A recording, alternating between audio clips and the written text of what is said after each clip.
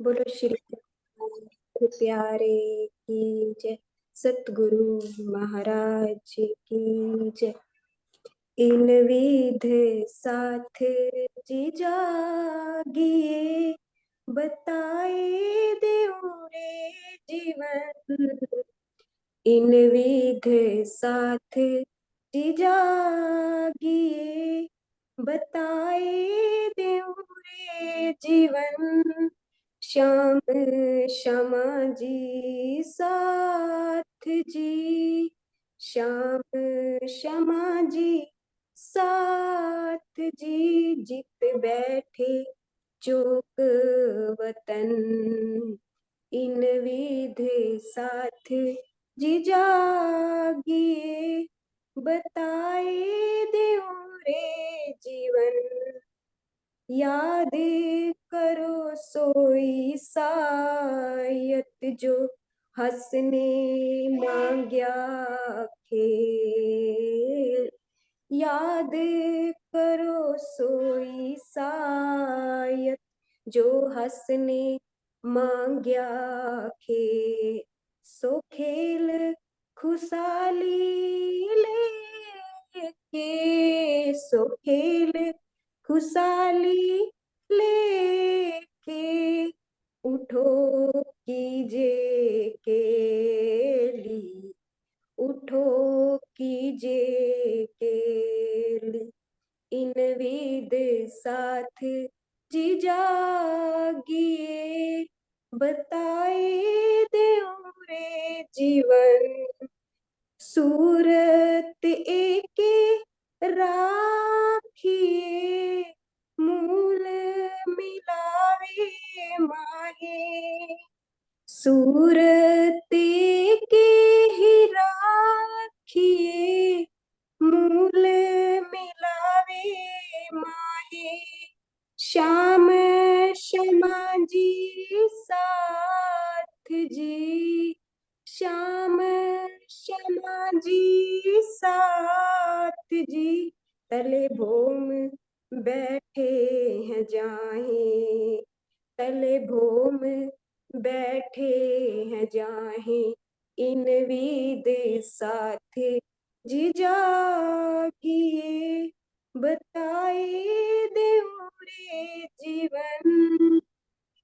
64 thumb चबूतरा, इत कठेड़ा विराज। 64 thumb चबूतरा, इत कठेड़ा विराजत। तले गिलम ऊपर चांदरवा, तले गिलम ऊपर चंदरवा। 64 थंबो भरा है इत, 64 थंबो भरा है इत। इन विद साथ जी जागिए, बताए देऊ रे जीवन। ए मूल मिलावा आपना, नजर दीजिए।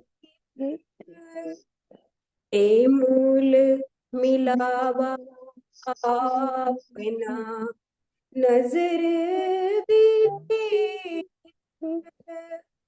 पलक न पीछे फेरी, पलक न पीछे फेरी। जो इश्क अंग उपजत, जो इश्क अंग उपजत। इन विध साथ जी जागी, ताए देऊ रे जीवन। सीरी महमती कहीं एक मोमिनो, करु मूल स्वरूप बरनंद। सीरी महमती कहीं ए मोमिनो, करु मूल स्वरूप। मेहर कर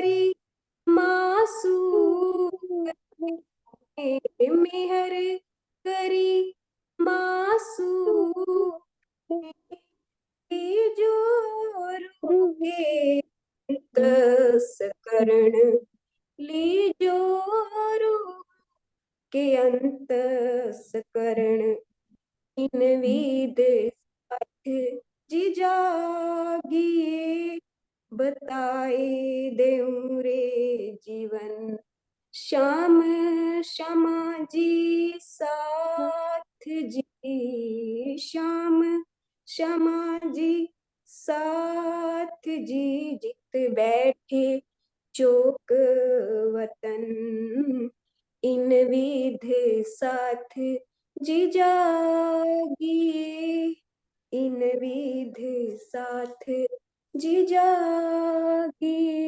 बोलो श्री प्राणनाथ प्यारे की जय। प्रणाम जी। प्रणाम जी। इन विध साथ जी जागिए बताए देव रे जीवन। हमारा जीवन कैसा होना चाहिए, हमारी जागृति कैसे होए, कि हमें जागना कैसे है। सुबह मूल मिलावे की चितवन, है ना। वही भाव से हम पढ़ रहे हैं सागर का पहला प्रकरण मूल मिलावे के। वैसे तो आठों ही सागर मूल मिलावे के हैं। हमारा चल रहा है पहला प्रकरण। 83 चुपई कल हो गई थी, आज 84 चुपई है। शुरू करते हैं सुंदर साथ जी। भौम उज्जवल कई नकस कहा कहूँ जिमी इन नूर जानो कोटक उदय भय अरस के शीतल सूर। यह भूमिका बहुत ही स्वच्छ यानी उज्जवल है, जिस पर अनेक प्रकार के चित्र अंकित हैं। यहाँ के नूर का वर्णन मैं कैसे करूं। मूल मिलावा की तेजोमयी शोभा को देखकर तो यही कहना पड़ता है कि यहाँ पर करोड़ों सूर्य उगे हुए हैं, जिनमें तेज तो है किंतु वह चेतन है, शीतल है और आनंदमयी है। उसमें संसार के जड़ सूर्य जैसी दाहकता नहीं है। फिरते थंब जो 64 चारों तरफों द्वार, दो दो सीढ़ी आगू द्वार ने शोभित है अतिसार। चबूतरे के किनार पर 64 थंब आए हैं और उसकी चारों दिशाओं में 4 द्वार मेहराबी आए हैं। प्रत्येक द्वार के आगे दो दो सीढ़ियां आई है, जिनकी बहुत अधिक शोभा है। आगे क्लियर कर रहे हैं कि 2 सीढ़ी का कैसे है। यद्यपि कमर भर ऊंचे चबूतरे पर चढ़ने के लिए हमेशा ही 3 सीढ़ियों का वर्णन आता है, किंतु यहाँ पर चबूतरे की सदा फर्श को ही एक सीढ़ी का रूप मान लिया गया है। यही कारण है कि यहाँ पर मात्र 2 ही सीढ़ियों का वर्णन किया गया है। ठीक है, क्लियर है ना। क्योंकि एक नीचे से स्टार्ट हुआ, फिर ऊपर चबूतरे को एक सीढ़ी मान लिया गया है, फर्श को मतलब, तो इसीलिए 2 सीढ़ी का वर्णन हुआ है। कई थंब है मानिक के, कई पांच कई पुखराज, नूर रोशन एक दूसरे, मिल जोते जोत विराज। अब मानिक के थंब कितने हो जाते हैं, 5 के कैसे ज्यादा हो जाते हैं, और कई पुखराज के कैसे ज्यादा हो जाते हैं।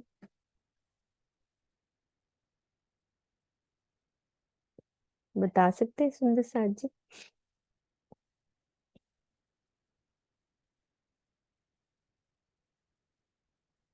कई थंब है ना। सरोज दीदी खोल दो आप। हाँ जी। हाँ जी, स्वर्णा दीदी। प्रणाम जी। सभी सुंदर साथ को प्रेम प्रणाम जी। जैसे पुखराज के थंब है तो उनमें मानिक की शोभा आती है, और 5 के थंब है तो उनमें नीलवी की शोभा आती है। तो इसी तरह वो एक दूसरे से मतलब उनका किरणें जो है आपस में जंग करती हैं, तो इसलिए उनकी शोभा बढ़ जाती है। नहीं, ये कई आना थंब हैं मानिक के। और बताओ आशी दीदी, बताओ आप, आपको दिया हुआ को होस्ट। प्रणाम जी। जो मुझे ध्यान में आ रहा है ना सुंदर साथ जी, वो इसलिए लिखा है कई, एक तो मेहराबी द्वारों के तो बता ही दिए गिनती में, तो उसके अलावा नीचे वाली हार है उसमें भी है, चबूतरे के नीचे। फिर मंदिरों, सारे मंदिरों में आएंगे, सारे थंबों की शोभा सेम कलर्स की आती है, चाहे वो अक्षय थंब आएंगे, लेकिन मंदिरों की दीवारों पर भी तो आएंगे ना, बाहर की दीवार पर भी आएंगे, जब मंदिर से बाहर निकलेंगे दूसरी दीवार जो पश्चिम वाली पूर्व वाली, उनमें भी आएंगे, फिर उसके बाहर वाली थंबों की हार है उसमें भी आएंगे। तो मुझे तो यही समझ आ रहा है, मंदिरों के अक्षय भी गिन लिए ना बीच में। ये देखो ना, यहाँ से कई थंब हो गए ना, ये मानिक का हाँ समझो, है ना। हाँ ये ठीक है। हमारे चबूतरे के हो गए, फिर नीचे के हो गए, फिर ये मंदिरों के हो गए, इधर भी ये वाली भी मंदिर के हो गए और बाहर के भी हो गए। बाहर तो भी ये हो गए। कई थंब मानिक के हो गए ना। तो गिने कई इसलिए ऐसे नहीं, पुकार। चौपाई में गिनती इसलिए नहीं बताई क्योंकि हम्म, बीच में कुछ अक्षय हैं, कुछ हाँ। पूरे हैं, तो खुले हैं, इसीलिए कई थंब हो गए ना, कई लिख दिया। कई लिख दिया। बाकी अर्थ पढ़ते राजी ने हाँ जी क्या है ना? ठीक है। मूल मिलावे में मानिक के कई थंब आए हैं, इसी प्रकार पांच तथा पुखराज के भी कई थंब हैं।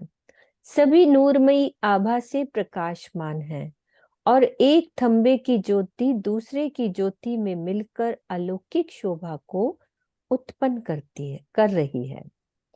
अब नग और धातु के कुल 16 प्रकार के थंब हैं, जो चार खांचों में 4 बार आए हैं।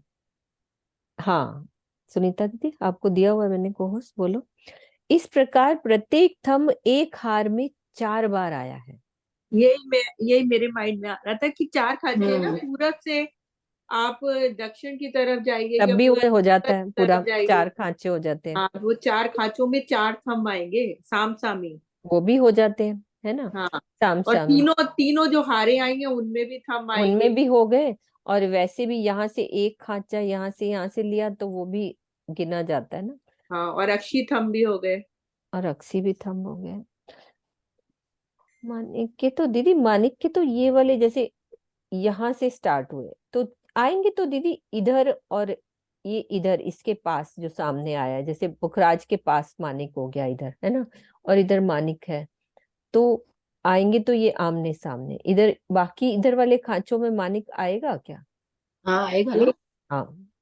इधर हाँ भी चारों, आएंगे। चारों नहीं खांचों नहीं, नहीं नहीं, आएगा। नहीं कैसे नहीं आएगा? बाकियों के नाम है ना, कैसे 12 आएगा? + 4 नहीं 16। है। नहीं, क्यों नहीं आएगा? आएगा। देखो हमारी 4 दिशाओं में जो वर्णन चल रहा है, देखो इधर है हम्म 5 और नीलवी, हम्म ठीक है। हम्म इधर आ रहा है नीलवी और 5 है। 5। उसके बाद यहाँ से हम गिने हीरा, हम्म हीरा, लसनिया, गोमादिक, एक मोती, पन्ना, परवाल, हेम, चांदी, चांदी नूपुर, और कंचन, फिरोजा और कपूरिया। तो हाँ इसमें इस खांचे में मानिक कहाँ आया? मानिक ना, तो सिर्फ फिर ये नहीं वाला नहीं है। आया। नहीं, हर थंब चार चार आएंगे। हर अच्छा, थंब। हाँ हर थंब तो दीदी आए ही है ना, हाँ, वो तो वैसे आए और हैं। साम सामी आएंगे, वो मतलब साम इस तरफ सामी। से, हाँ इस तरह से वो आए हैं। हाँ जी, जैसे उत्तर से दक्षिण की तरफ पूरा साम सामी आप हाँ देखिए। वो वाला ऐसे हाँ आएगा। वो तो पहले ही गिन लिए ना। हम्म। लेकिन आएंगे तो ये वाले, क्योंकि पुखराज के पास मानिक, ये वाला हाँ ही मानिक आएगा। और ये मानिक के, मानिक का है, 2 मानिक के इकट्ठे हैं, और ये पुखराज के आसपास राज के आसपास वाले। हाँ। मानिक के हाँ हैं। खांचों में नहीं है। हाँ कांचों में नहीं आएंगे। हाँ खांचों में नहीं है। हाँ हम्म।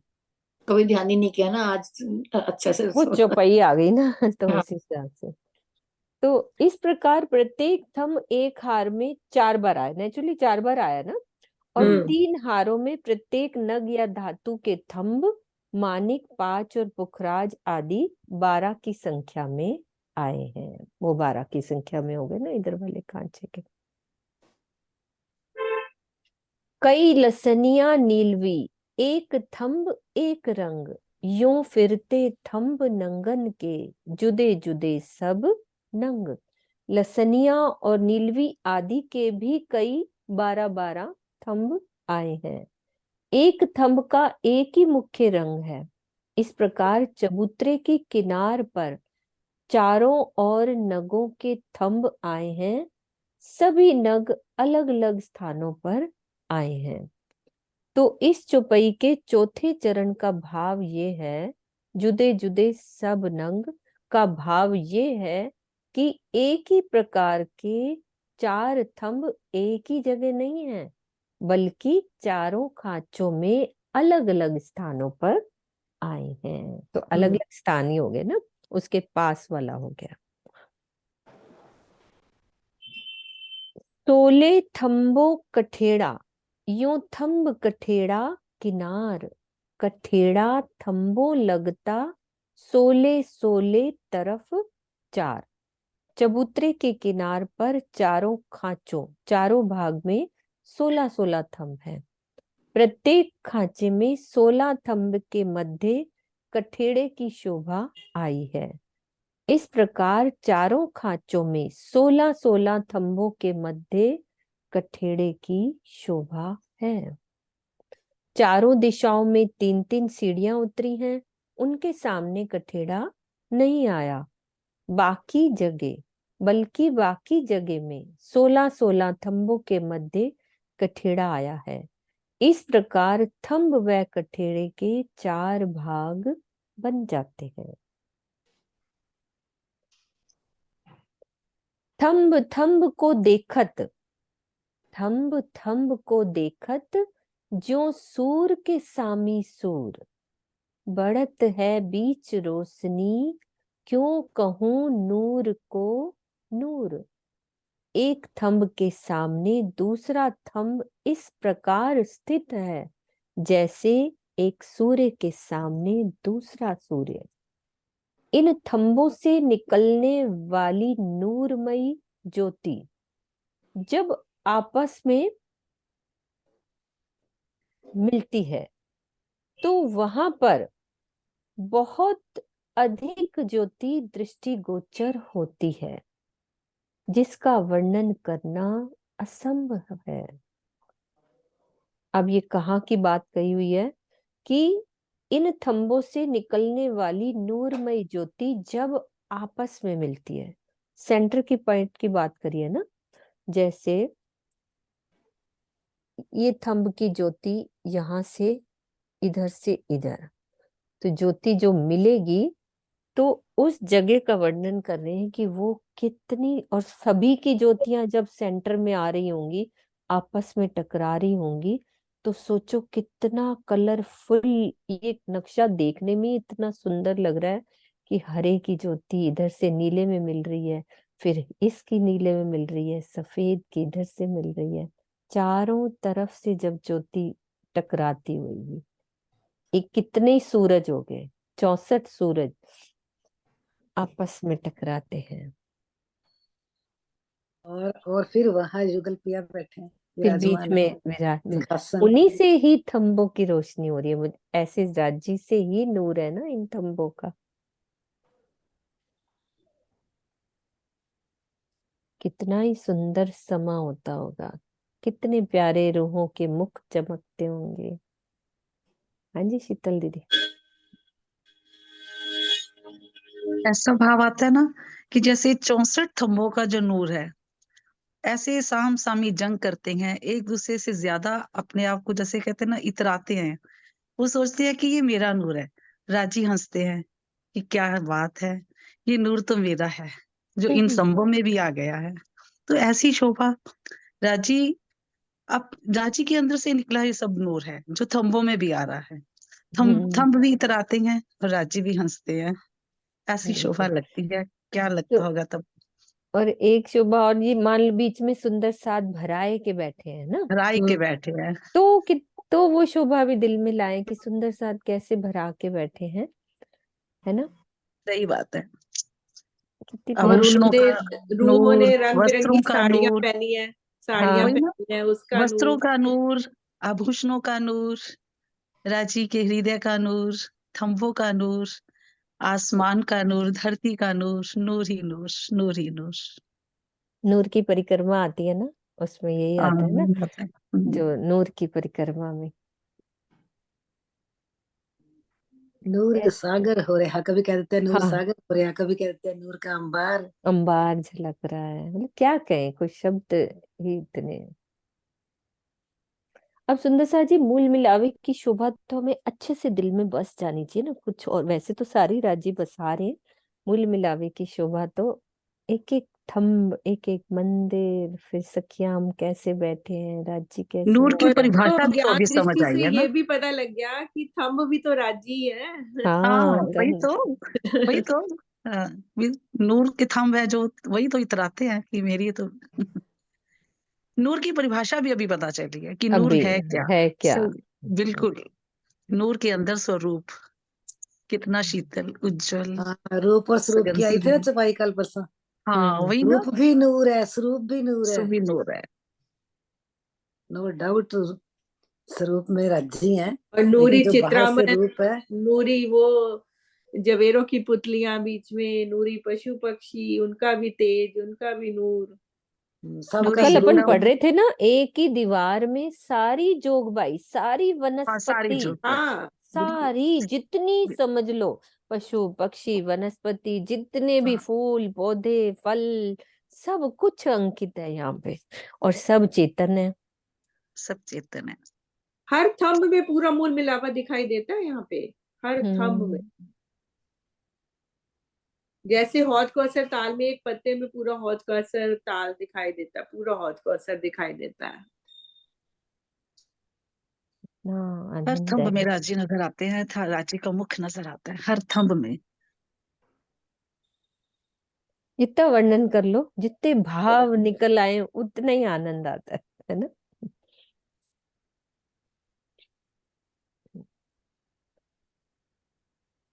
यूं थंब थंब जोत में देखो सबन का जहूर, आ गया बात। यूं थंब थंब जोत में देखो सबन का सबन का जहूर, ऊपर ऊपर टले सब जोत में जमया नूर भरपूर। इस प्रकार प्रत्येक थंब नूरमय ज्योति में डूबा हुआ है। हे साथ जी, इन सभी थंबों की नूरी शोभा को देखिए। ऊपर नीचे चारों ओर ज्योति ही ज्योति दिखाई पड़ रही है। सर्वत्र नूर ही परिपूर्ण होकर जगमगा रहा है। ऊपर चंद्रमा थंबों लगता, तले जेता चबूतर, जड़ाव ज्यों अति झलकत, एता ही इन पर। चबूतरे का जो माप है, उसी माप का चंद्रमा ऊपर छत पर थंबों से लगता हुआ आया है। अनेक प्रकार के नगों से जड़ा हुआ यह चंद्रमा बहुत अधिक झलकार कर रहा है। अभी दीदी जैसे खड़ोखली का वर्णन पूछ रही थी ना, तो मेरे दिल में वो जो टनल की बात चल रही थी ना, तो उसमें भाव आ रहा था कि वो जो छत आती है ना, उसपे भी वैसा ही चंद्रमा लटक रहा है, वैसी झालर लटक रही है, तो वो भाव आ रहा था दिल में। मैंने कहा सब बोल रहे हैं, मैं बाद में बताऊंगी। दिल में वैसे ही आया सही कि बात, वो वैसी छत सही के है। ऊपर चंद्रमा, ऊपर से झालर लटकी हुई है, हर जगह ही मूल मिलावा है, जहां से सही है। भी निकल लो। मुझे तो उसमें ऐसे लग रहा था उस टनल में जैसे वो भी ट्रांसपेरेंट है, पारदर्शी है। नहीं, बहुत अच्छा जैसे आपने सीढ़ियों का भाव कल बता बताया। रहा था, हम्म सीढ़ियों का कल जब भाव बताया तो ऐसे लग रहा था कि ऊपर भी वो आपने पारदर्शी है। बिल्कुल वैसे ही बताया, जो हम पानी में जाते हैं ना, एकदम कई बार देखते हैं एक्वेरियम, वो हाँ एक्वेरियम को, हाँ तो बिल्कुल वैसा ही भाव दिल में आ रहा था कि इधर सब तैर रहे हैं और हम इस टनल में चल रहे हैं, तो सखियां बात भी कर सकती हैं, बुला भी मछलियां भी सकती दिखाई हैं। दे रही थी, मछलियां भी दिखाई दे रही थी मछलियां, रास्ते बड़े में। बड़े भी जब दिखाई व्हेल, शीतल देते बोल रही थी, जब शीतल बोल मगरमच्छों रही थी सब। तब दिखाई दे रही थी। हाँ, हैं। पूरा वैसा वर्णन।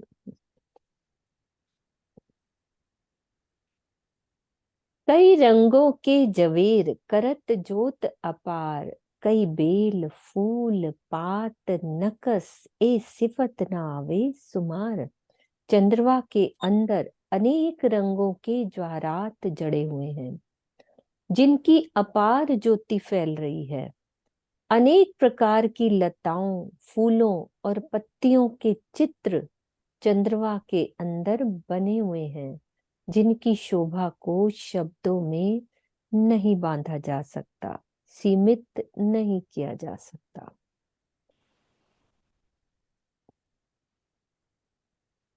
बिछोना बिछाइया करत दुलीचा जोत, फल फूल पात नकस, कई उठत तरंग उद्योत।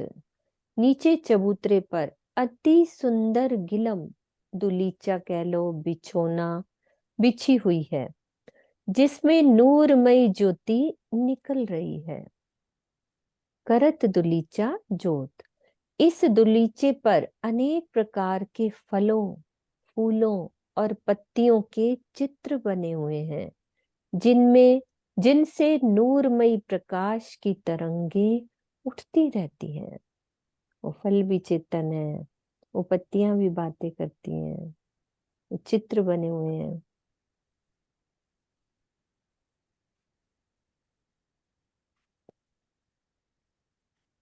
चारों तरफों दुलीचा फिरता बिछाया भरकर, चबूतरे लग कठेड़ा, शोभा अति सुंदर।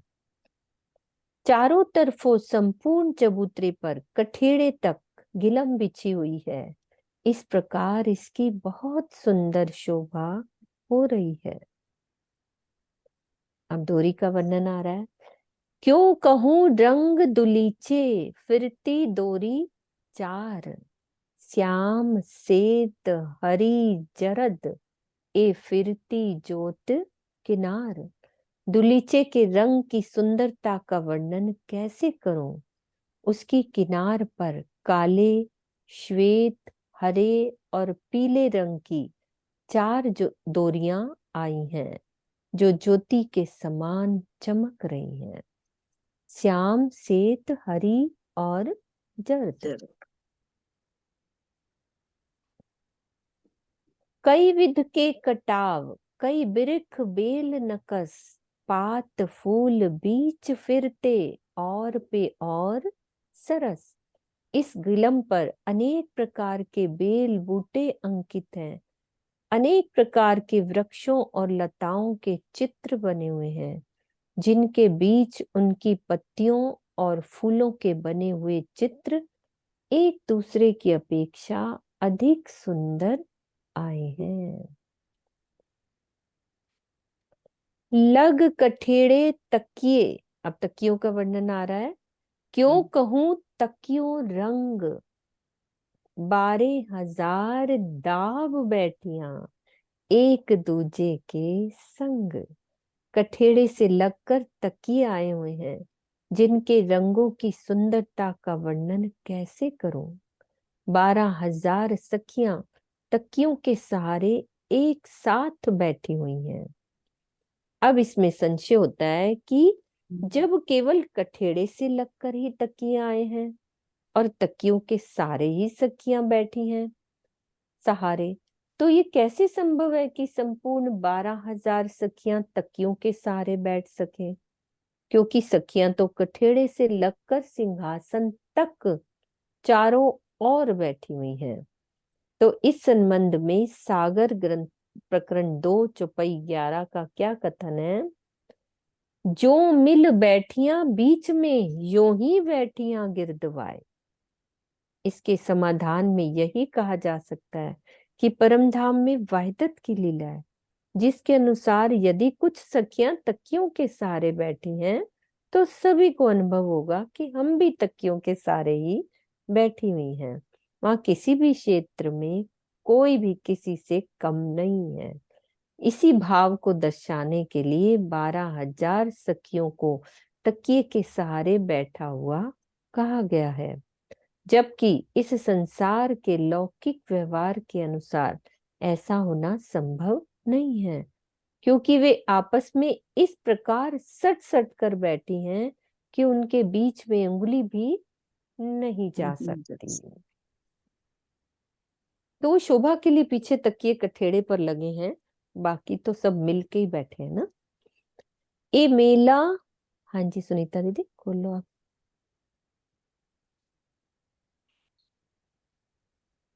और भाव आ रहा था यहाँ पे कि जैसे सुनीता आंटी को बोला आपने। नहीं नहीं आप खोल लो, मुझे लगा सुनीता दीदी ने किया है। अच्छा, वो मैं कह रही थी खोलो। कि दुलीचा भी इतना कोमल और चेतन है कि जब सखियां आगे वाली हारों में भी जैसे बैठी हैं तो उनको इस उसलिए भी लगता होगा कि तकिए जैसी फील है, क्योंकि वो पश्चिमी गिलम ही है जो वो भी इतनी सॉफ्ट है कि वो भी पीछे से ऐसे जैसे तकियों को लगकर बैठी हैं सखियां, ऐसे महसूस होता मुझे होगा। तो ऐसा लग रहा है पीछे वाली जो सखी होगी वही हमारा तकिया बन जाता है। हाँ जो नहीं, वो चिपक उनकी के मैं बड़ी भी प्रीत में मैं भी यही सोच रही थी कि हाँ, बड़ी प्रीत में ऐसा ही थोड़ा सा वर्णन आया कि वो गिलम ही इसी तरह की है, बैठो तो बैठ जाती है और हाँ उठो तो उड़ जाती है। तो वो हाँ गिलम ही ऐसा लगता है कि वो तकिया ही मुझे सहारा दे रही है। सारा जरूरी नहीं पीछे वाली सखिया ही मतलब बैठेंगी उसके सहारे। जो भी सखी है उसको ऐसा ही लगता है कि मेरी वो गिलम ही तकिया बन जाती है। ऐसा हम्म। बैठ जाती है सखिया तो वो गिलम भी बैठ जाती है, उठती है तो उठ हेलो। जाती क्योंकि कहते हैं ना, सवा हाथ जब है। जाती हाँ, है, सवा हाथ का तब पिल्लो बन जाता है। हाँ लेकिन वो तब पिल्लो कह, बन जाती यहाँ स्वामी जी ने लिख दिया ना, ऐसे ही सड़ कर बैठी है कि उंगली भी नहीं जा सकती, है है। ना। तो बस एक फील है, दाढ़ी की कलियों की तरह, एक फील दाढ़ी की लेना। कलियों की तरह। हाँ, अगर हर एक के पीछे पिल्लो ले लेंगे फिर तो वो फील नहीं ना आएगी, उंगली भी नहीं जा सकती वाली। लेकिन उस हम्म। सॉफ्टनेस की फीलिंग ले ले हम तकियों वाली, वैसे सड़सड़ जी, कर वो जैसे। पीछे आप जैसे आप मेरे साथ चिपक के बैठोगे तो मुझे तो वही वाला सहारा मिल जाएगा ना, हाँ, तकिए वाला ही। सही बात है। और इस चौपाई में जैसे है तकियों के कई रंग हैं, वैसे तो हाँ मेन तो मूल तो लाल रंग के तकिए हैं 60, लेकिन उनमें प्रतिबिंब मतलब सबके बहुत सारी झलकते हैं। किरणें झलक रही हैं, तो वो बहुत रंगों के, अनेक रंगों के लगते हैं। यस। ए मेला बैठा एक होए के, रूहे एक दूजे को लाग, है ना, लाग के बैठी है ना हम चिपक के। आवे ना निक से इत थे, बीच हाथ ना उंगरी मांग। ऐसा कहना भी उचित नहीं कि सखियों की एक हार के आगे तकिए रखे जा सकते हैं, जिनके सहारे अगली हार वाली सखियां बैठ सकती हैं। इस प्रकार का वर्णन श्री मुखवाणी में कहीं भी नहीं है। बैठक दो सिंहासन, चार पाए एक तखत। पहले मंदिरों का वर्णन हुआ, और मतलब जो मूल मिलावे में सबसे पहले वर्णन ही बाहर से स्टार्ट किया ना, थंबों का वर्णन, मंदिरों का वर्णन, मंदिरों की कैसी जोगबाई है। तो ऐसे एक बार जब पूरा हो जाएगा ना प्रकरण, तो हम इसको रिवाइज कर लेंगे कि एक तरह से मूल मिलावा पूरा दिल में बैठ जाए, एक एक चीज। तो बैठक दो सिंहासन, चार पाए एक तखत, पीछल तकिए दो जुदे, रख्या ऊपर दुलीचे इत। अच्छा, इसका क्या मतलब है? दुलीचे के बीच में, अच्छा, एक सिंहासन रखा हुआ है जिसके चारों कोने में चार पाए हैं। इस सिंहासन पर युगल स्वरूप विराजमान है। सिंहासन के पिछले भाग में दो अलग अलग तकिए रखे हुए हैं। तखत और सिंहासन समानार्थक हैं। अंतर केवल इतना ही है कि तखत शब्द फारसी भाषा का है और सिंहासन शब्द संस्कृत या हिंदी का। इस चौपाई में ऐसा नहीं मान लेना चाहिए कि चार पायों के तखत के ऊपर 6 पायों वाला सिंहासन रखा हुआ है। वस्तुतः तखत ही सिंहासन है जिसके चार कोने के चार पाए का वर्णन किया गया है। बीच के 2 पायों का वर्णन चौपाई नंबर 103 में इस प्रकार किया गया है। दो छेड़ों में थंब दोए, बीच तीसरा सरबर। ये बीच वाले का वर्णन कर दिया। पहले 4 का कोनों का वर्णन कर दिया और फिर ये बीच वाले का वर्णन करेंगे। मोती रतन मानिक हीरे हेम पाने पुखराज, गोमादिक पाच पिरोजा परवाल, रहे कई रंग नंग धात विराज। इस सिंहासन के अंदर हीरे, मोती, माणिक, स्वर्ण, पन्ना, पुखराज, गोमेद, पाच, पिरोजा और परवाल आदि के रत्न जड़े हुए हैं। अनेक रंगों की धातुएं और नग भी इसमें सुशोभित हो रहे हैं। सिंहासन के इस प्रकार के वर्णन को किसी लौकिक सिंहासन का वर्णन नहीं समझना चाहिए कि जिसमें हीरे, मोती आदि रत्नों का जड़ाव रहता है। वस्तुतः वहां का प्रत्येक पदार्थ ब्रह्म रूप है, मात्र लीला रूप में समझने के लिए ही ऐसा वर्णन किया गया है। कभी दिल में आता नहीं फिर वो, जैसे ये रत्नों की बात कर रहे हैं, फिर कैसा होता होगा, कैसा समझाने सिंहासन के लिए होता कह होगा। देते हैं हीरे मोती रतन, फिर कहते हैं नहीं हाँ, फिर दो कहते हैं ऐसा दो नहीं है बातें। कि समझाने के लिए तो कितने पशु पक्षी, खूब खुशहालियां, पुखराज, मार्निक सब कुछ बता देते हैं, कहने में कुछ भी नहीं है। नहीं, फिर कहते हैं नहीं समझना चाहिए कि जिसमें हीरे मोती है। हाँ, फिर बोल ऐसा मत देते हैं समझो कि नहीं जैसे इस कि वो दुनिया में ब्रह्म हीरे रूप मोती है। है, ब्रह्म फिर वो रूप है, कैसा, वो तो एक कोई जादू ही होता होगा। जादू होता होगा। जादू, तेरी नजर। नूर, नूर जादू ही है। जादू वाली बात ही होती होगी। है ना, नूर ही जादू है इसका मतलब। नूर ही है, कितना नूर मतलब जादू। अलग ही होता होगा। कैसे वर्णन करें, ये तो बस चितवन में राजी दिखाएं तो दिखाएं।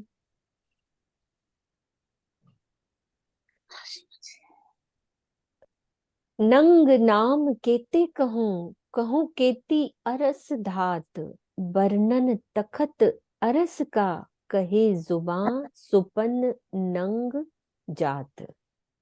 परम धाम के अनंत नंगों और धातुओं के कितने नामों का मैं वर्णन करूं। मूल मिलावे में विराजमान श्री राज्य के सिंहासन में जड़े हुए नगों और धातुओं की शोभा का वर्णन इस संसार के नगों और धातुओं से उपमा देकर किया है, ताकि उसे हृदय में धारण किया जा सके। परमधाम में सर्वत्र ही अनंतता होने के कारण धातुओं और नगों की संख्या असीमित है। यहाँ के नगों और धातुओं से उपमा देकर इसीलिए वर्णन किया जाता है कि वो मन बुद्धि के द्वारा ग्राही हो सके, हमें समझ तो में आ सके। जवाब आ गया ना अभी जो कह रहे थे। मतलब वो बता तो रहे हैं पर वो कहते हैं ऐसा हम्म, नहीं है।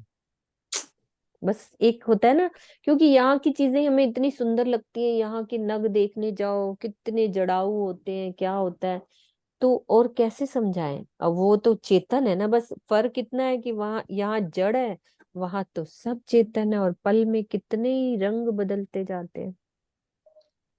क्योंकि मन बुद्धि अब यहाँ की है, इसलिए इसके हिसाब से समझा रहे हैं। समझना तो अकल अरस की तो हम छोड़ आए ना वही। हम्म। लेकिन दीदी यहाँ पे जो प्रकृति को इतना सुंदर बना दिया धनी ने हमारे लिए, तो हमें वो चीज भाव में लाने के लिए बनाई है धनी ने, इतने सुंदर सुंदर जो ये चीजें बनाई हैं हमारे लिए तो बनाई हम्म, हैं। हाँ बिल्कुल, ताकि इन्हें समझ तो आए। समझ आ जाए, नहीं तो वो भाव दिल में आ ही नहीं पाता फिर वो।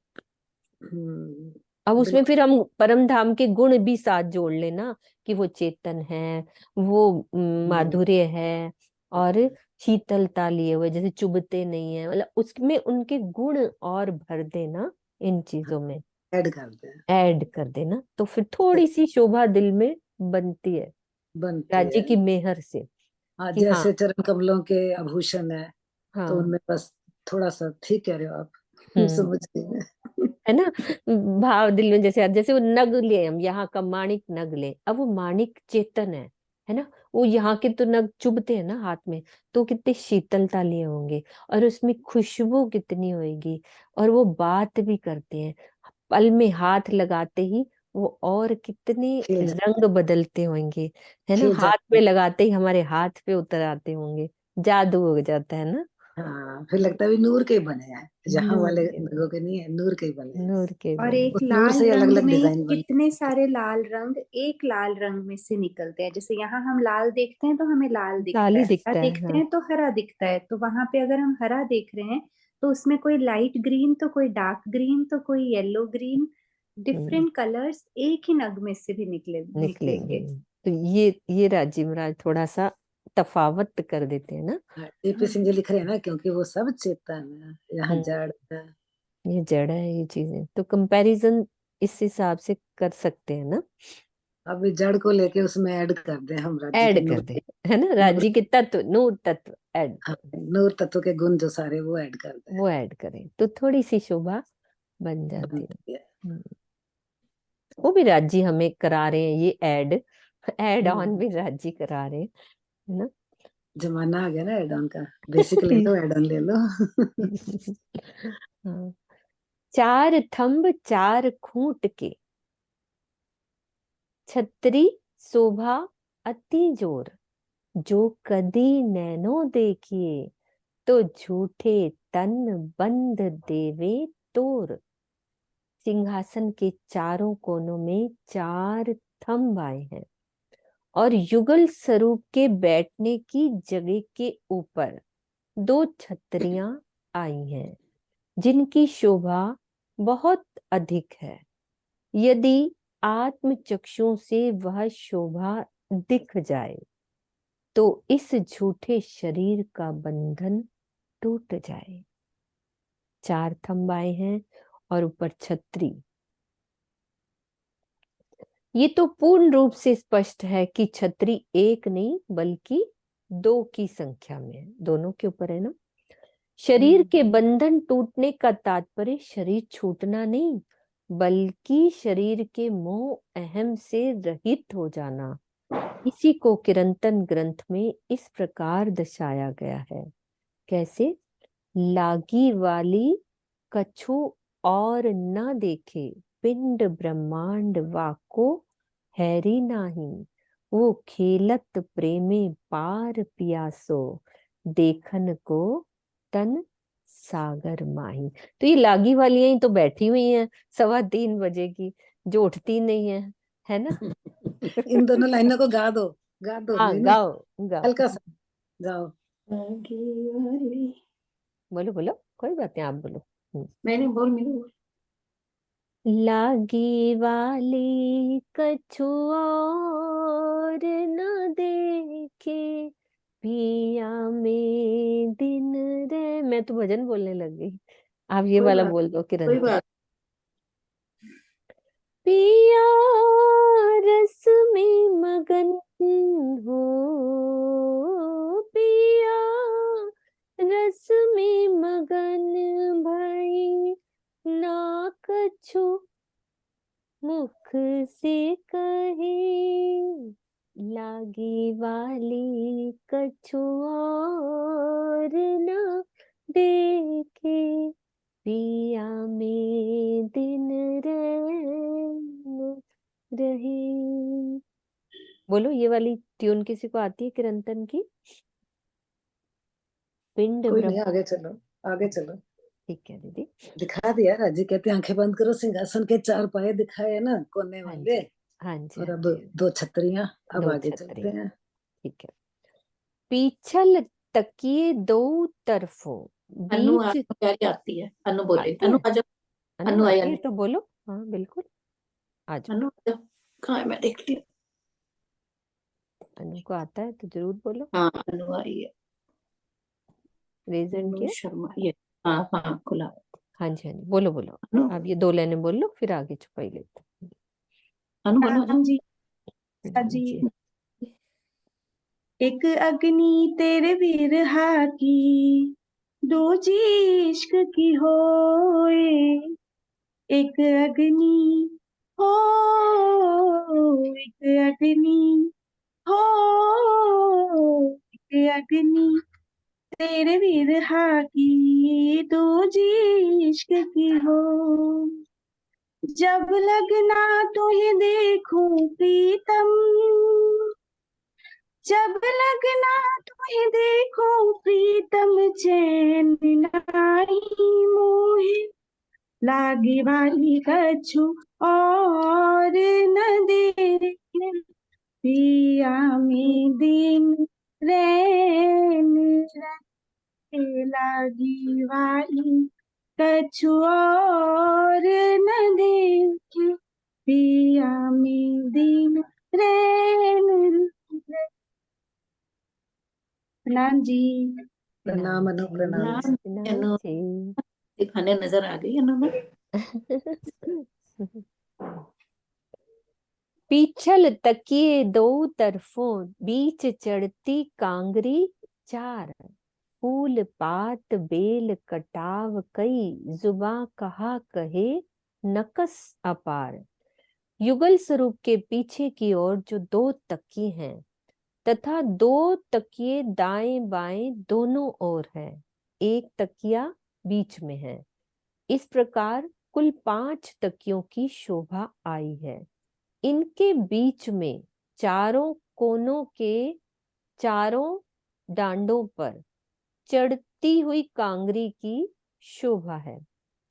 कांगरी के अंदर फूलों, पत्तियों तथा लताओं के बहुत ही सुंदर चित्र बने हैं, जिनकी अनंत शोभा का वर्णन इस जिह्वा से नहीं हो सकता।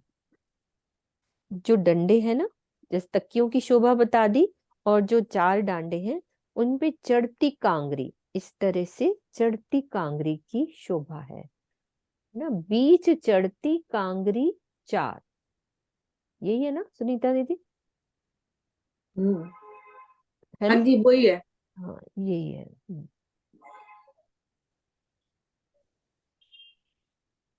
दो छेड़ों में थंब दोए, 2 छेड़ों में थंब दोए, बीच तीसरा सरबर, आ गया तीसरा। 3 गुल पर गुल कटाव, नूर रोशन शोभा सुंदर। सामने की ओर सिंहासन के दोनों किनारों पर 2 थंब आए हैं। इनके बीच में तीसरा थंब भी है जो इन्हीं के बराबर है। इसी प्रकार पीछे के और भी 3 थंब आए हैं। इस प्रकार सिंहासन में कुल 6 थंब यानी कि 6 डांडे आए हैं। इन गोलाकार थंबों पर गुलाब आदि गोलाकार फूलों की बहुत सुंदर चित्रकारी है, जिनकी नूरमयी शोभा जगमगा रही है। पहले भावार्थ पढ़ लेते हैं। गुल शब्द का भाव गोलाकृति या गुलाब से लिया जाता है। थंबे गोल हैं और उन पर सुंदर सुंदर गोल फूलों के चित्र बने हुए हैं। गुल पर गुल कटाव, है ना, गोल फूलों के चित्र बने हुए हैं। इसे ही गुल पर गुल कटाव कहा गया है। ये नहीं पता चलता था पहले, है ना। 3 गुल पर गुल कटाव, गोल थंब है क्या सिंहासन के। तो दीदी उसके आते हैं ना 10 रंग, 10 डांडों के ना, डांडों के डांडों के 10 रंग झलकते हैं। तो पहलदार। गोल है ना, तो वो है कह रहे हैं गोल। कि गोल है, तो गोल के अंदर भी ऐसे 10 रंग आएंगे। ऐसे है ना, हम नहीं, गोल ये में कह ही नीचे सकते हैं ना। वाले। जैसे नहीं, जैसे हम परम धाम को कहते हैं गोल है, हांस भी है गोल भी है। मुझे तो यही अच्छा, समझ आया, इसलिए नहीं, ये गोल भी नीचे कह वाले दिया। 6 पायों का वर्णन हो रहा है ना, 6 पाए। आसन नहीं, के डांडों का डांडों हो का रहा है। वर्णन हो रहा है डांडे 6। का वर्णन हो रहा हाँ, है। ये डांडों का हो रहा डांडों है। का वर्णन आ रहा डांडे है गोल दीदी। ही है, डांडे गोल ही है। नहीं, मतलब गोल हांसदार गोल भी तो कह ही सकते हैं ना, हांसदार क्योंकि है हमने नीचे। 10 डांडे को हांस पढ़े हैं ना। हम्म 10 दिशाओं में 10 तरह के रंग निकलते हैं। हम्म तो मुझे ये समझ आ रहा है, जैसे हम परम धाम कहते हैं गोल है लेकिन 201 हांस है, इसी तरह ये गोल भी तो है ही है ना, मुझे गोल तो है और ऐसा लग रहा है मीनू जी, डांडों का नहीं, ये नीचे पाओ का वर्णन आ रहा है। देखते हैं दीदी, पढ़ लेते हैं। जैसे अभी गुल पर गुल, वो नीचे जो पाए बने उसका वर्णन है। सामने की ओर सिंहासन के दोनों किनारों पर 2 थंब आए, इनके बीच में तीसरा थंब है। तो वही 6 पाए 6 डांडे हैं ना, हाँ, वो 6 पाओ का वर्णन आ रहा है। अच्छा, दोनों ही है बराबर बराबर ही ना। नहीं नहीं, अभी फिर पहले पाँव का वर्णन आ रहा है नहीं, ना। पर नहीं, हम पाँव को तो पाए बोलते हैं, डांडे तो नहीं बोलते, जहाँ तो हाँ, डांडे लिखा पाँव को हुआ तो है। बोलेंगे ना, ये डांडों का है। नहीं, जो अपन ने एक ऊपर चुपाई पढ़ी थी उसमें कहा था ना तीसरे का हाँ, 103 में वर्णन है। भाई तो ऊपर 103 में तीसरे पाए का वर्णन है, उन्होंने तीसरा पहले जो बताया था, बीच ये पाए का तीसरा वर्णन। सरबर, तीसरा हाँ, वाला जो वर्णन किया था। हम्म उसमें देखो पाए का वर्णन था, उस चौपाई में हाँ, तीसरे तीसरे और वो पाए। तीसरे। पाए का था, मैं बताती हूँ, एक मिनट अभी करते हैं। वो था ना तीसरा, हाँ, हाँ बताया था ना 103 में हाँ, आएगा। 103 में आएगा, उसमें पाए का वर्णन ये रहा। ये रहा। बीच के 2 पायों का वर्णन चौपाई नंबर 103 में इस प्रकार किया है। 2 छेड़ों में थंब दोए, बीच तीसरा सरबर। ठीक है, आ जाओ, इसका मतलब सुनीता ठीक है, ठीक कह रही है। हाँ, सुनीता जी ठीक कह रही। इसका मतलब तो गुलाई में, हाँ, वो वो कंफ्यूजन नीचे निकल गई वाले ना। जो है ना वो गोल है। हाँ, पायों का वर्णन गुलाई में आ गया, तो देखा, ऊपर वाले डांडों का वर्णन जो है 10 दिशाओं वाला आएगा। वो 10 हाँ, दिशाओं वाला आएगा। ठीक है, क्लियर हो गया। ठीक है बात सुनीता जी। बिल्कुल सही लगा, मजा हाँ आ गया। क्योंकि ये पायों का वर्णन है। कहने देखिए को तो आगे। थंब भी कहेंगे ना, पाए भी तो हम्म, थंब रूपी है थंब ना। भी, वो भी है, वही है, हाँ डांडे जो ही है ना। सपोर्ट होती है थंब भी होते हैं। आगे और पढ़ते हैं, देखते हैं। ठीक है क्लियर हो गया। क्लियर हो गया ना। हाँ जो थंबो। वर्णन करूं पूरे पात को, तो चल जाए काहू उमर, तो पात न होवे वर्णन, ए अरस तखत। देखो आ गया, ए अरस तखत, यही जो 6 का पाए क्या नीचे, 6 पाए पाए? नीचे वाले 6 पायों का ठीक है। वर्णन करा था। ये ठीक। अरस तखत यूं कर, ये तखत का वर्णन चल रहा है सुंदर सा जी। परम धाम के सिंहासन की ऐसी शोभा है, यदि मैं उस पर बने हुए केवल एक पत्ते की शोभा का वर्णन करने लगूं तो संभवतः सारी उम्र बीत जाएगी, किंतु एक पत्ते की शोभा का पूर्ण वर्णन नहीं हो पाएगा। तो पुराण संहिता 32:10-11 में भी इस प्रकार का कथन है। तदुघान लता पत्र में कम वर्ण्य तुम मुने, न कल्पनापि कल्प मोहम किमुता खिलधाम तत्। अर्थात जब उस परम धाम के उद्यानों के किसी लता की एक पत्ती का वर्णन करने में मैं एक कल्प में भी समर्थ नहीं हूं, तो उस संपूर्ण धाम का वर्णन कैसे कर सकता हूँ। तो परम धाम में वहदत होने के कारण एक पत्ते की शोभा भी श्री राज्य के बराबर कही जा सकती है। ऐसी स्थिति में ये कैसे संभव है कि कोई भी उसकी शोभा का पूर्ण वर्णन कर सके। एक पत्ता भी राज्य के बराबर है। और कह दिया इसीलिए वर्णन नहीं हो रहा।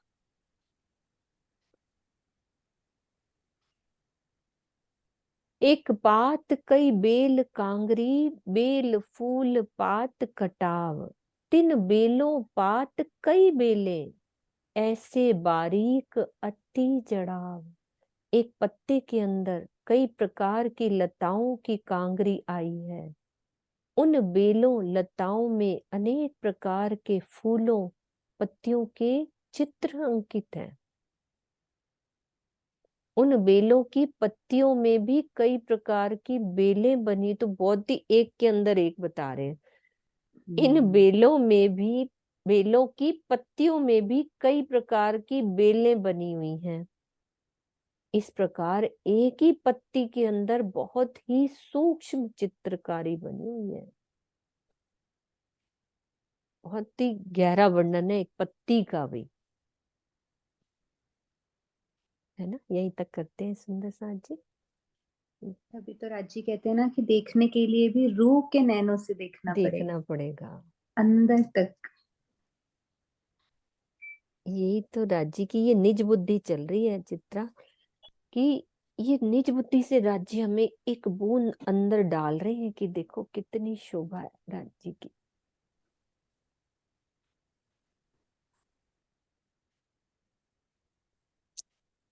चुपाई दोहराओ चित्रा, आप दोहरा दो।